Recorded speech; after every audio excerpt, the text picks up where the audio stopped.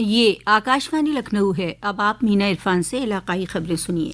وزیر اعظم نریندر مودی نے کل نئی دلی کے زراعت تحقیق ادارے میں زیادہ پیداوار والی آب و ہوا کے موافق اور بایو پاورڈ فصلوں کی 109 اقسام جاری کیں، جن میں 61 فصلیں شامل ہیں۔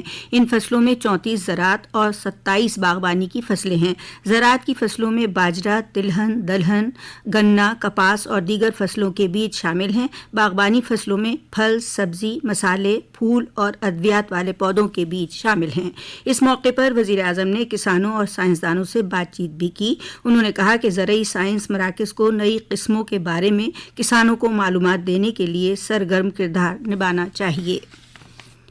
بہوجن سماج پارٹی کی قومی صدر مایاوتی نے کل لکھنؤ میں پارٹی کے سینئر عہدیداروں اور ضلع صدور کے ساتھ میٹنگ میں ریاست میں ہونے والے اسمبلی کے ضمنی انتخابات کے لیے زمینی تیاریوں کا جائزہ لیا۔ اس دوران انہوں نے پارٹی کا عوامی بیس بڑھانے کے لیے ضروری ہدایات دیں اور اب تک کی رپورٹ بھی لی۔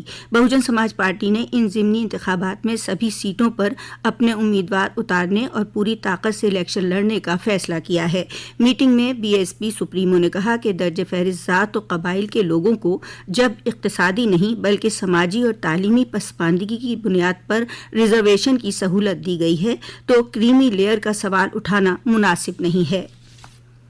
سہارنپور میں کل شام بی جے پی کے ریاستی صدر چودھری بھوپیندر سنگھ کی قیادت میں ترنگا یاترا نکالی گئی، جس کا لوگوں نے پھول برسا کر استقبال کیا۔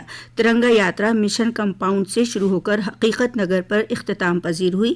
یہاں حقیقت رائے کے مجسمے پر ریاستی صدر نے گلہائے عقیدت چڑھائے۔ گھر گھر ترنگا، ہر گھر ترنگا، گھر گھر ترنگا۔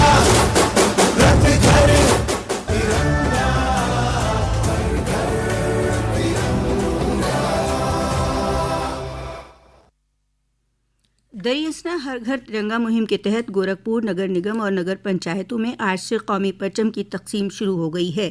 اس مہم کے لیے ضلع شہری ترقیات اتھارٹی کو 1 لاکھ قومی پرچم تیار کرنے کا ہدف ملا ہے۔ اتر پردیش ریزیڈنٹ ڈاکٹرز ایسوسی ایشن ٹرسٹ نے ریاست کے سبھی میڈیکل کالجوں میں ریاست گیر ہڑتال کا اعلان کیا ہے۔ یہ ہڑتال کولکتہ کے آر جی کر میڈیکل کالج اور اسپتال میں ایک ٹرینی خاتون ڈاکٹر کی مبینہ عصمت دری اور مشتبہ حالت میں موت کے خلاف کی جا رہی ہے۔ اس درمیان مریضوں کو پریشانی نہ ہو اس لیے ایمرجنسی خدمات جاری رہیں گی۔ ڈاکٹروں نے حادثے کی CBI جانچ، سبھی میڈیکل کالجوں میں ڈاکٹروں کے تحفظ کے پختہ انتظامات اور قصورواروں کو سخت سزا وغیرہ کا مطالبہ کیا ہے۔ پورے برج منطقے میں ساون کے چوتھے سوموار کو آج مندروں میں عقیدت مندوں کی بھاری بھیڑ نظر آئی۔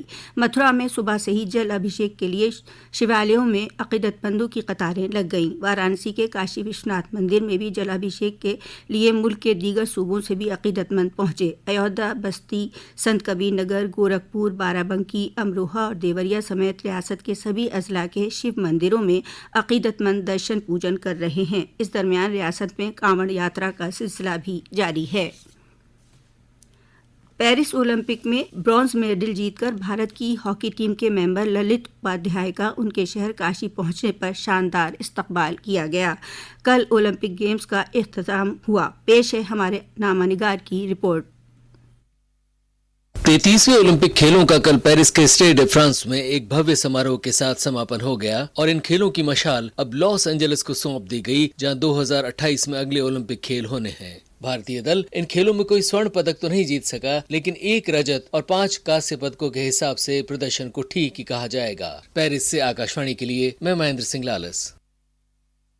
گزشتہ 2 دنوں سے مانسون پوری ریاست پر مہربان ہے۔ ریاست کے مشرقی سے مغربی حصے تک رک رک کر ہلکی سے درمیانی بارش کا سلسلہ جاری ہے۔